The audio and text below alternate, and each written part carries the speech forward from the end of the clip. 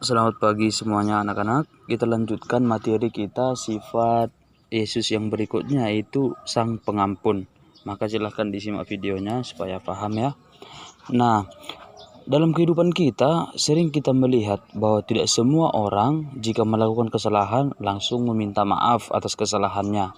Nah, misalnya saya berbuat salah kepada seseorang, saya tidak langsung meminta maaf kepadanya. Nah, begitu. Nah, maka demikian pula tidak semua orang dengan senang hati untuk memaafkan, ya.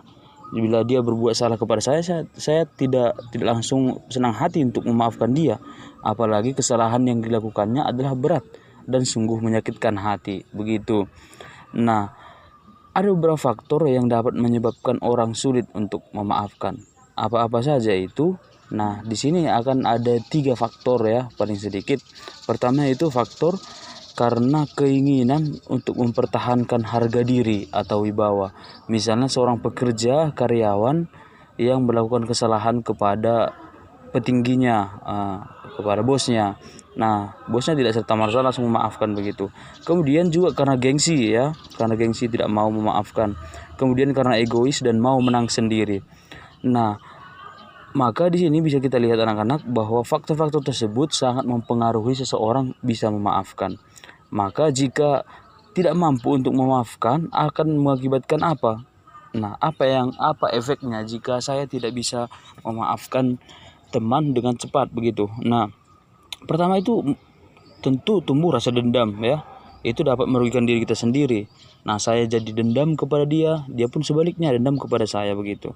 Kemudian orang yang bersalah juga pada akhirnya menanggung rasa bersalah secara berkepanjangan. Nah, orang yang melakukan salah itu jika tidak kita maafkan segera, nah mungkin dia akan kok gini ya, lama sekali dimaafkan, begitu. Kemudian juga bisa tumbuh permusuhan dan kebencian. Nah, ini adalah akibat yang fatal jika tidak mampu memaafkan ya. Ada permusuhan dan kebencian.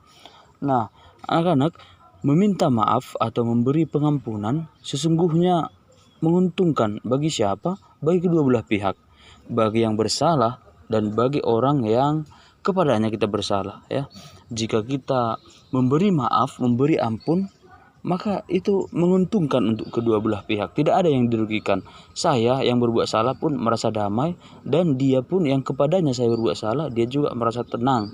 Ya, dia sudah meminta maaf kok, untuk apa diingat-ingatkan, begitu. Nah, maka anak-anak dengan mau mengampuni ataupun mau meminta maaf, kita dapat menjadikan hati kita tenang, tentram, damai, dan jauh dari segala permusuhan dan dendam. Nah, ini adalah akibat positif jika ada pengampunan atau permintaan maaf. Nah, bahkan dengan memaafkan atau meminta maaf, hubungan kita dengan sesama dan Tuhan akan tetap terjalin harmonis dan menyenangkan.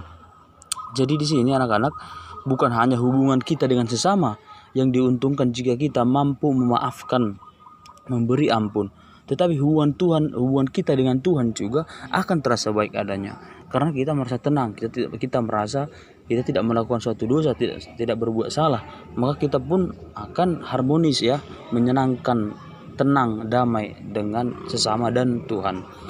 Nah, di sini dalam kitab suci ditegaskan bahwa ketika Petrus bertanya berapa kali harus mengampuni, apakah 7 kali?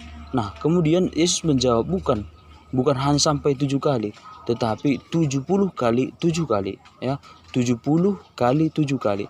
Artinya pengampunan itu tidak ada batasnya ya. Bukan berarti 70 kali 7 berarti berapa? 490, bukan ya. Bukan 490 kali berarti saya mengampuni dosa, tidak. Tetapi angka 7 itu merupakan angka yang sempurna ya secara teologis.